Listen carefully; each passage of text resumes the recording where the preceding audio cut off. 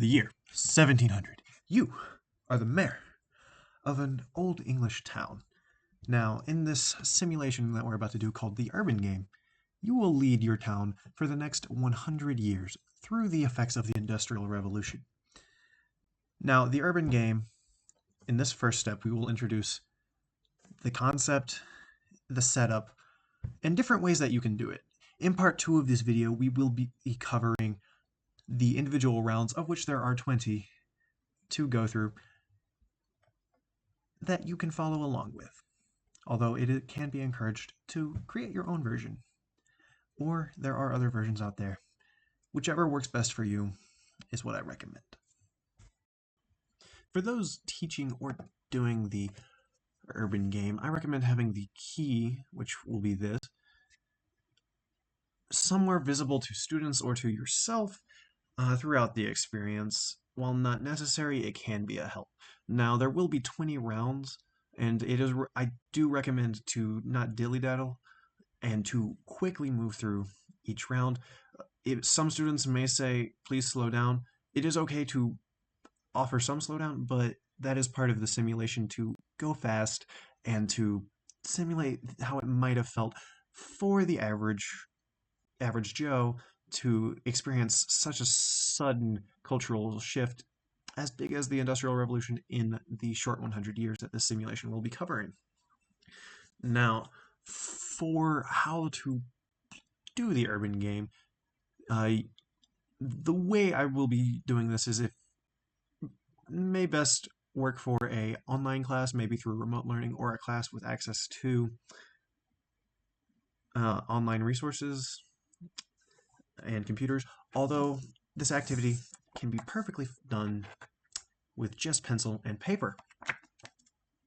Now, other than pencil and paper, there are a few ways to do this if you want to have it to where students can collaborate online. One of my favorites is through the use of a Jamboard, because the Jamboard here, as presented, it allows you to create different slides that you can create and share with different groups. So group 1 could have slide 1, group 2 could have slide 2, and I also do really like how you can do set the background, and then you can do either the graph paper or the dots, as it provides a very good key for whenever you are creating your town, as it is important to keep a consistent size throughout as to not overly clutter your board.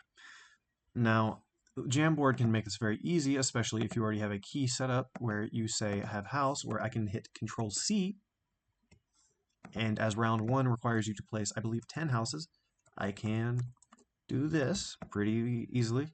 And by yourself or with a group, it depends on how this particular activity is done, you can place them however you want. Say if I don't want this one over here, I can move it or rotate it or do all sorts of things. And this allows you to say, go see, what is my friend in group B doing over here? Oh, he placed the house over here. So this allows for students to see what other students are doing, work collaboratively, and all you need is a Google account, as you can just share it like such. Now, I would recommend, if anyone who's watching this would like to create their own on this Jamboard, feel free. Just leave your name and follow along, although that is not necessary. Another great way to do this activity is through mural.com. You can create an online mural, which you can share with people, such as like you do with the Jamboard, but this is a shared canvas between everyone. So what you can do is, since you are creating an English town, one group can say create, like I have done here, can create a small town and then in London, and another group can create another town up here, that then both of us kind of have to worry about, how is the other one expanding? What should I worry about? How do I plan around that? And it can create some very interesting negotiations or interactions between students as they try to figure out, how do I solve this?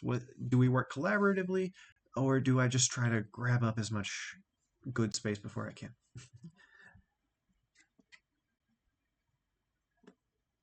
So in the next part, we will actually be covering how to actually go about the game. and its many rounds. The script can be found here, and I will see you in the next part.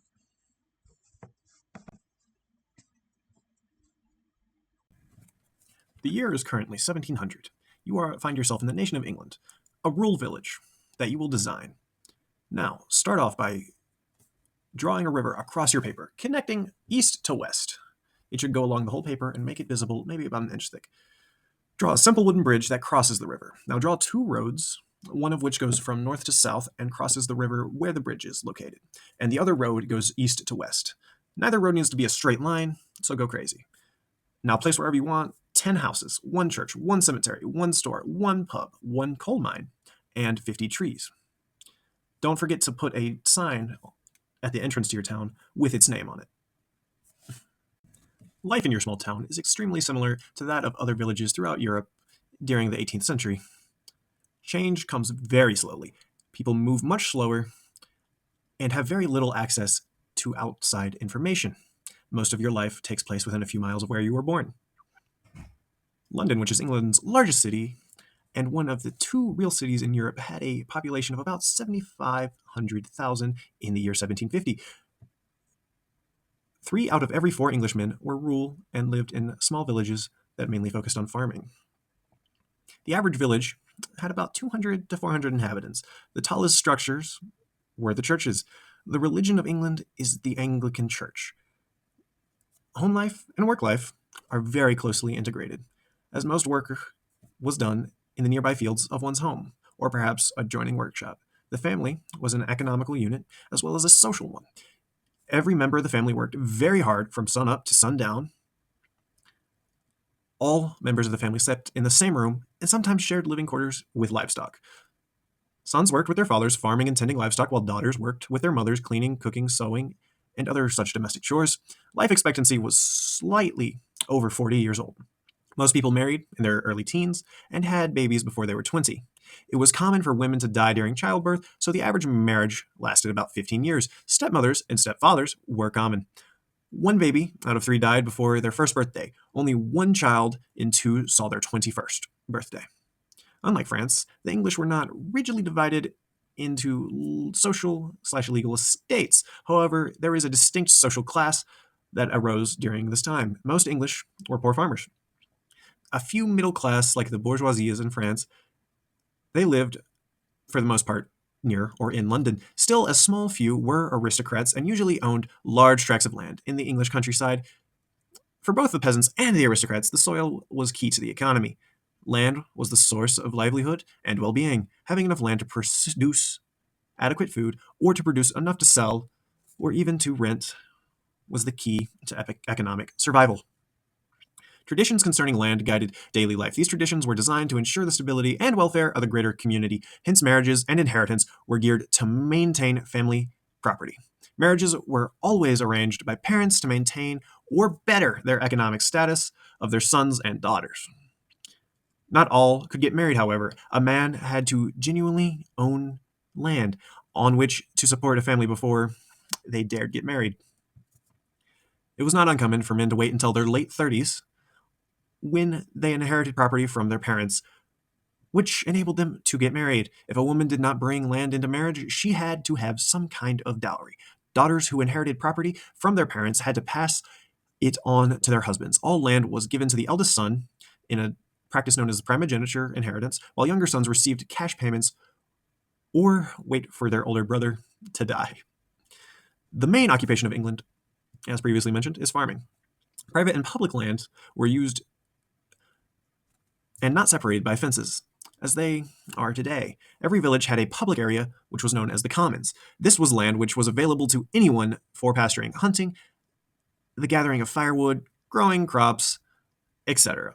Poor farmers who did not own their own land or rented could eke out a marginal living by growing crops in the commons. Unlike France, most of England's peasants or farmers did actually own their land, however, small that was. Villages were constructed by a system of dirt roads that became almost impassable during the wet season. As a result, transportation was often slow and trade beyond the village was not easy. Most English farmers never visited a place more than 25 miles outside of where they were born. People made their own food, clothes, furniture, tools, and own houses. A few items of which could not be produced could be obtained by wandering peddlers who also brought with them the news.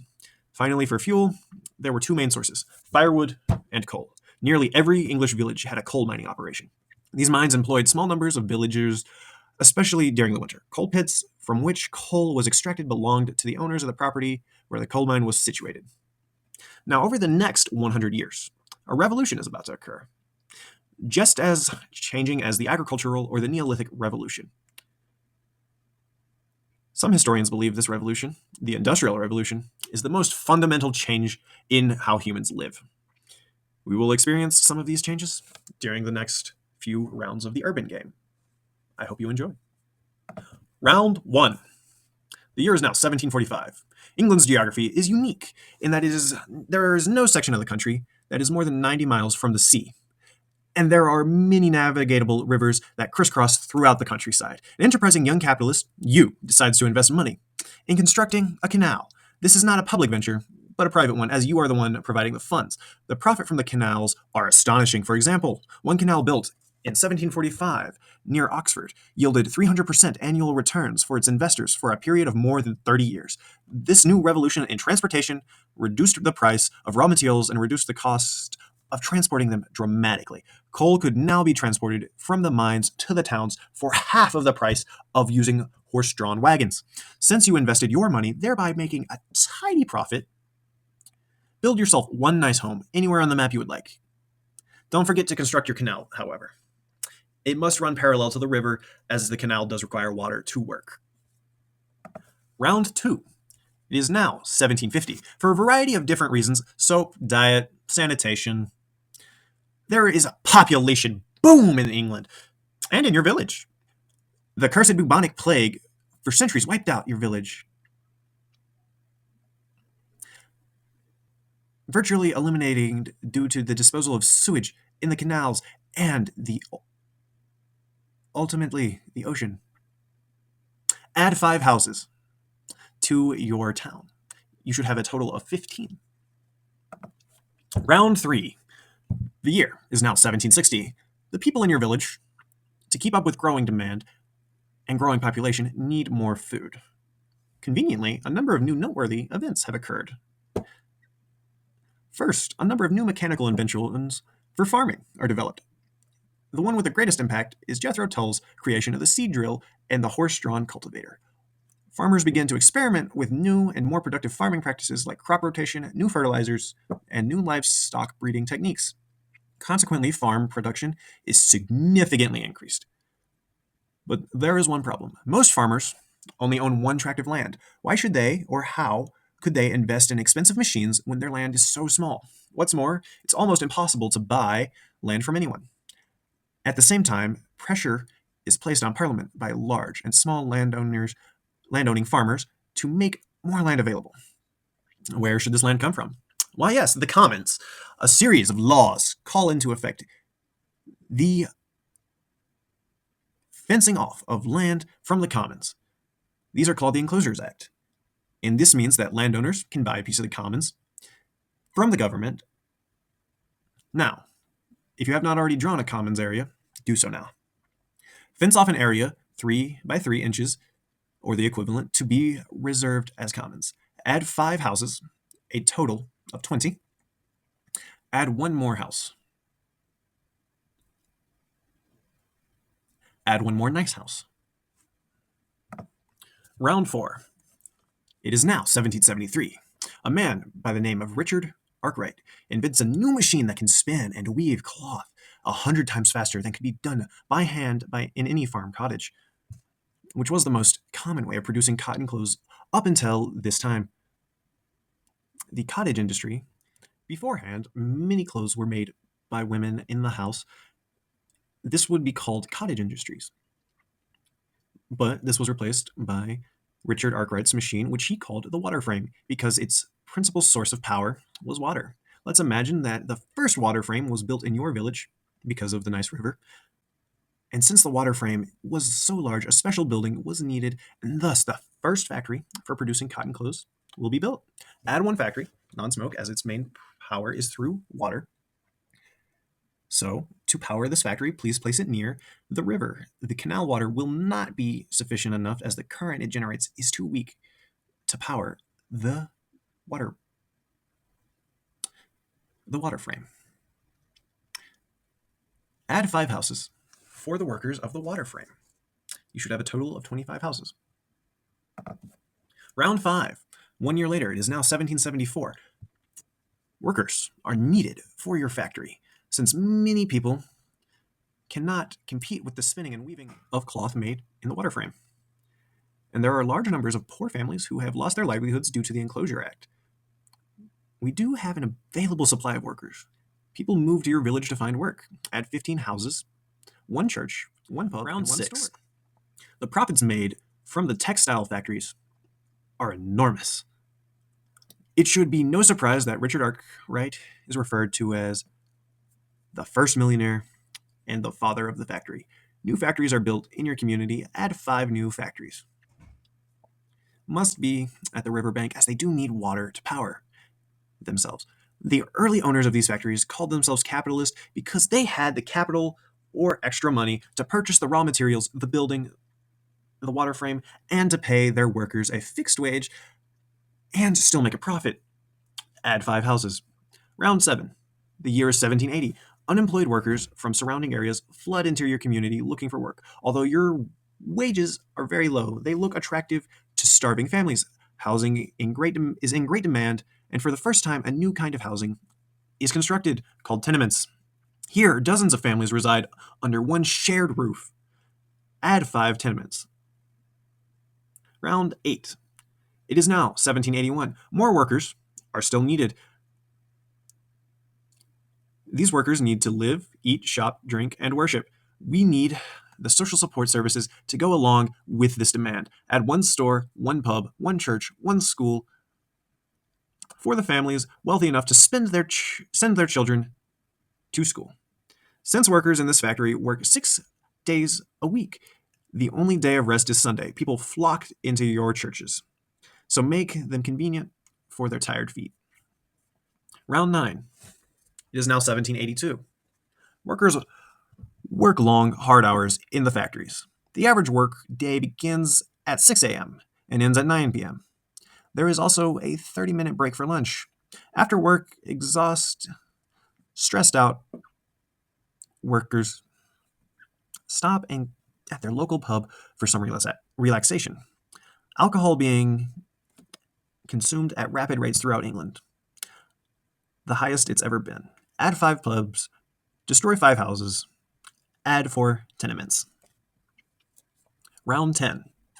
It is now 1783. Workers barely eke out a marginal existence. There is never enough money to save, and some workers go into debt.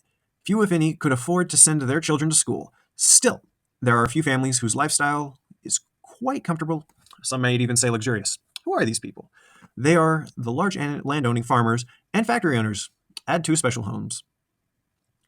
Handsome manor houses are built, and some are lavishly furnished with art. These new rich families are not part of the aristocratic class of England, but they now can enjoy some of the refinements once restricted for the aristocrats, such as food, servants, furniture, education, fine clothes, carriages, etc. Be sure to add 1 factory, 15 houses for management personages. You should have a total of 55 houses. If you did place down trees earlier, you may need to remove a couple to make space for the new houses. Round 11. The year is 1785. A man named James Watt invents a new machine known as the steam engine. The steam engine replaces the water frame. First, it is far more efficient. Secondly, it allows factories to be built away from the river. The source of their power is now more mobile. Capitalists quickly replace their water frames with steam-powered weaving and spinning machines. The main business in England is still textile manufacturing. Add 10 factories with smoke, and add smoke to all your pre-existing factories. Add 1 nicer house, since people continue to get more rich, and add 5 normal houses and 1 tenement. Round 12. The year is 1800. A man named Henry Cort has just invented the puddling process. This process makes it possible for coal, which is fortunately in abundance in England, to be used as the primary fuel in the new iron industry. Consequently, your town is thrust into the new age of heavy industry. Larger factories appear with manufacturing iron at a low cost and low price that can be easily transported in your canal.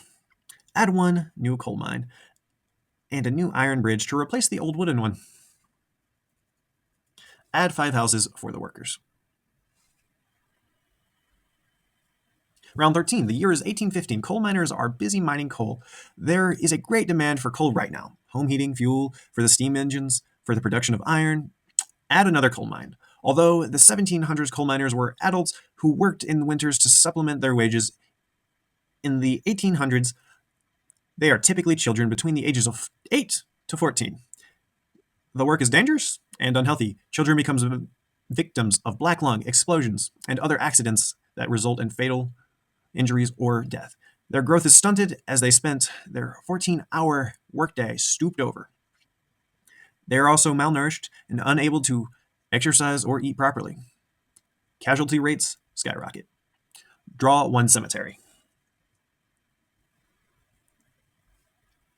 Round 14. It is now 1820. The existing canals and dirt roads cannot accommodate the heavy industry traffic. New experiments with transportation using the power of steam engines are tried. The most successful appears to be a thing known as the steam engine that pulls a series of wagons and cars along iron tracks. The first railroad is tested and proves quite effective. Add one major railroad line connecting all your factories to your coal mines. This is one continuous track which must connect all of your factories and mines. You may build additional railroads only as needed.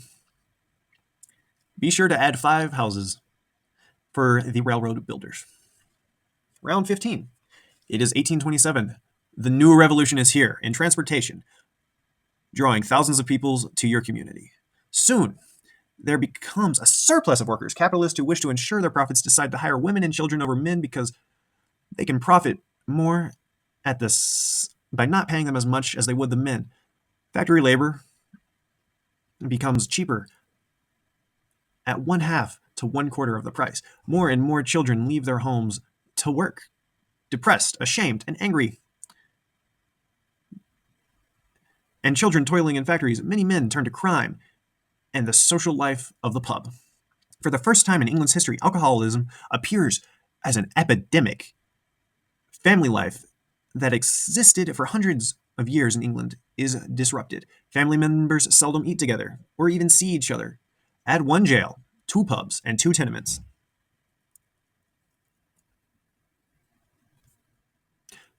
Round 16. It is 1835. Using the steam engine, iron, and soon steel, British manufacturers introduced power-driven machinery into many industries. This production of shoes, clothing, ammunition, furniture, it all becomes mechanized, as did printing and papermaking. People use machines to cut and finish lumber, to produce foods, and to make other machines. Some new inventions and innovations process had important byproducts. These byproducts often developed into separate industries. For example, iron smelters used coke as a byproduct of coal to improve the smelting process. Then someone discovered that the gases that coal releases during the coke making process could be burned to give light. During the 1830s, London and other large towns become the first communities to pipe in gas to fuel burning streetlights. Soon, all around England, hundreds of towns used gas to light streets and homes. Add 20 street lamps. Make sure to place the street lamps along the roads.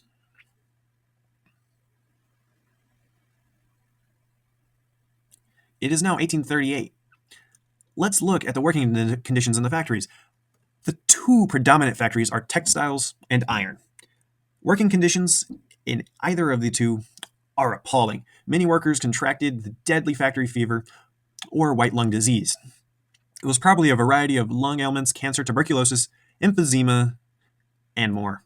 Other workers were injured on the job in factory accidents. There were There were no protective railings around the huge moving mechanical parts of the machinery. Children, weakened from lack of proper sleep or diet, stumbled into machinery and were mutilated. Women with long hair that became undone often found themselves caught in the moving machinery. Regardless, if you were unable to work, you were fired. There was no health insurance. There was always a daily line of unemployed workers waiting to fill vacant jobs. Now add 2 hospitals and 1 cemetery. Round 17. It is 1840. There is a need for quicker transportation. Coal, iron, finished products, and raw materials must all be transported from one area of England to another. In Ireland in the late 1830s, a devastating potato famine drove hundreds of thousands of Irish to England. Here was the cheapest of labor, possibly to build more railroads. Add 1 more railroad line passing east to west through your town. Add 5 houses and 1 tenant for the new railroad workers. Round 18. It is 1842. There are some advantages to urban dwellers. City life is very different from country life. For the small but growing middle class, a whole new cultural life becomes available. Museums, theaters, the opera, restaurants, plays, and concerts all come to life. Whereas before, only the aristocrats could afford the arts, but now the middle class enjoys the finer aspects of life and culture and good living. Add 1 theater and 1 museum. Add 2 private schools for upper class citizens. Mark these schools with the letter P to signify private school, and add 1 nice home. Round 19. It is 1845. There are no pollution controls, so the air in your community looks dark. Windows, walls, even trees are covered with layers of soot and coke.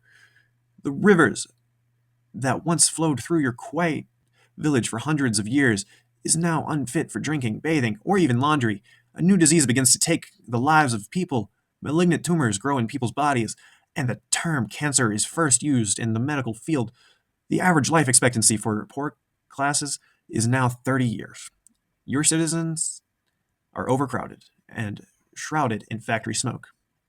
The noises, the loss of privacy, the loss of family unit shatters the peace of the old ways.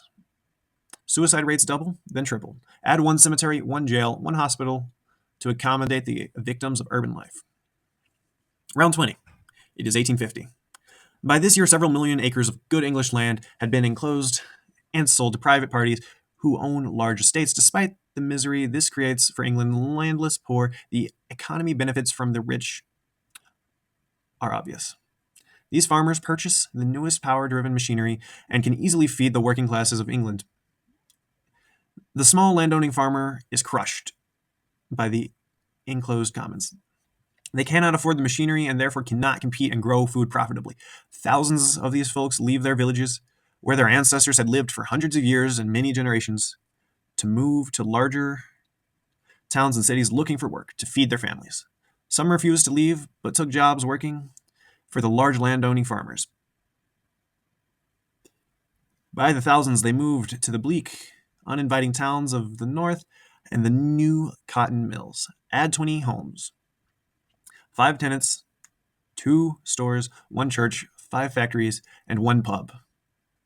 Add 2 nice houses and 1 special house.